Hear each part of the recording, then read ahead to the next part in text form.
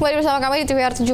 Keberhasilan AFG Life dalam menerima pengalihan polis dari PT Jiwasraya merupakan hasil kerja besar dan juga bersama di sini Komisi 6 DPR RI dan juga Kementerian BUMN untuk bisa menciptakan tata kelola asuransi yang prudent dan kredibel. Untuk selengkapnya berikut laporan rekan kami Vincent Aldi dari Senayan, Jakarta. Baik pemirsa TVR Parlemen dimanapun Anda berada, saat ini saya tengah berada di Gedung Nusantara 2, di mana kita seperti yang kita ketahui bersama bahwa Kementerian BUMN telah membeberkan penyelewengan atau fraud yang telah dilakukan PT Jiwasraya senilai hampir 50 triliun rupiah yang menjadikan hal tersebut menjadi kasus hukum besar di Indonesia. Dan BUMN bidang asuransi jiwa ini dinilai juga salah tata kelola dan juga marak terjadi dari praktek penipuan di internal perusahaan, di antaranya penawaran bunga yang tak lazim dan juga timbal balik yang tak wajar. Dan menurut BPK sendiri pemirsa, PT Jiwasraya juga merugikan negara sebanyak 16,8 triliun rupiah. Dan rencana dari Kementerian BUMN sendiri akan membubarkan atau melikuidasi dari PT Jiwasraya di September ini sesuai dengan rencana penyihatan keuangan dan juga dari peraturan OJK sendiri. Dan lantas bagaimana, apakah likuidasi dari PT Jiwasraya ini menjadi jalan satu-satunya dalam menyelesaikan berbagai masalah dan bagaimana nasib dari para pemegang polis. Dan untuk membahasnya telah bergabung bersama saya dari anggota Komisi 6 DPR RI yaitu Bapak Herman Khairon. Pak, bagaimana Pak likuidasi dari PT Jiwasraya ini, apakah tepat dilakukan di tengah dari berbagai masalah yang ada di PT Jiwasraya? Iya.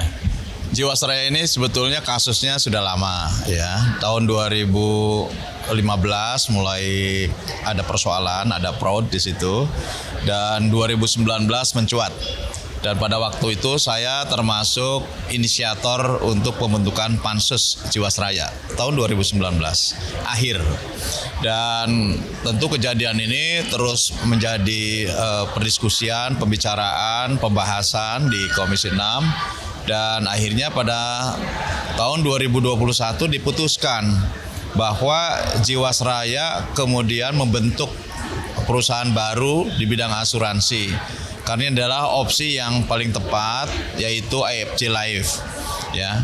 Nah, inilah yang kemudian menjadi perusahaan asuransi BUMN baru dan kemudian mengalihkan seluruh aset Jiwasraya, juga dilaksanakan penyertaan modal negara. Nah, dari penyertaan modal negara inilah sebagian untuk bisa menyelesaikan terhadap kewajiban kepada pemegang polis, dan sebagian lagi pemegang polis tentu diberikan penawaran. Karena kan memang ini melalui proses tahapan, ada PKPU, ada homologasi, dan pada akhirnya kemudian ada kesepakatan. Memang ada beberapa yang sampai hari ini belum tuntas, tapi volumenya ataupun presentasinya kecil sekali ya. Namun demikian tentu harus mendapatkan perhatian khusus ya. Awal-awal tentu kami juga bersikeras bahwa negara harus punya tanggung jawab, karena BUMN melakukan hal ini juga mengatasnamakan negara, badan usaha milik negara. Oleh karenanya kementerian pada waktu itu mengajukan 4 opsi. Nah, salah satu opsi pada akhirnya disetujui dan sekarang sudah beralih.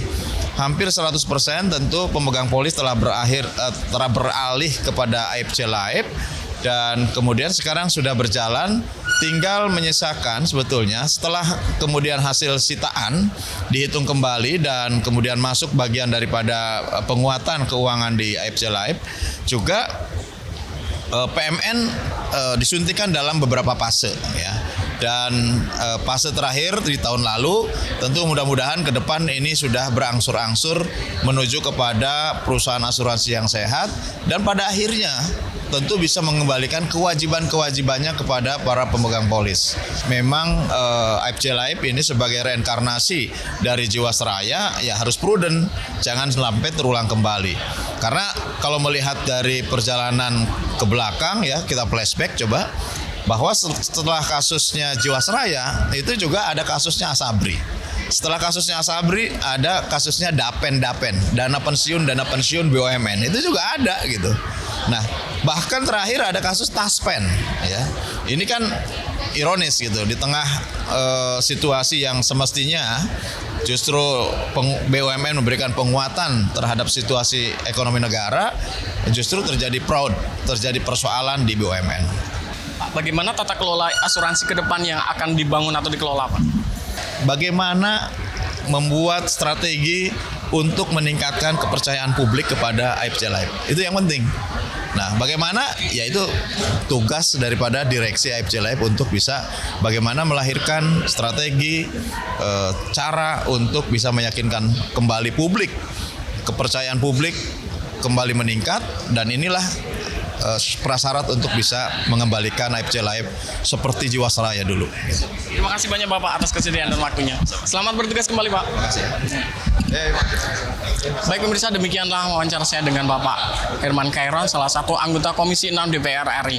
Di mana pemirsa terima kasih atas perhatian Anda dan saya kembalikan ke studio. Dan pemirsa, selanjutnya pemirsa, apa saja yang menjadi sorotan di media online nasional pada hari ini? Usai jeda tetap bersama KBRI TV 17.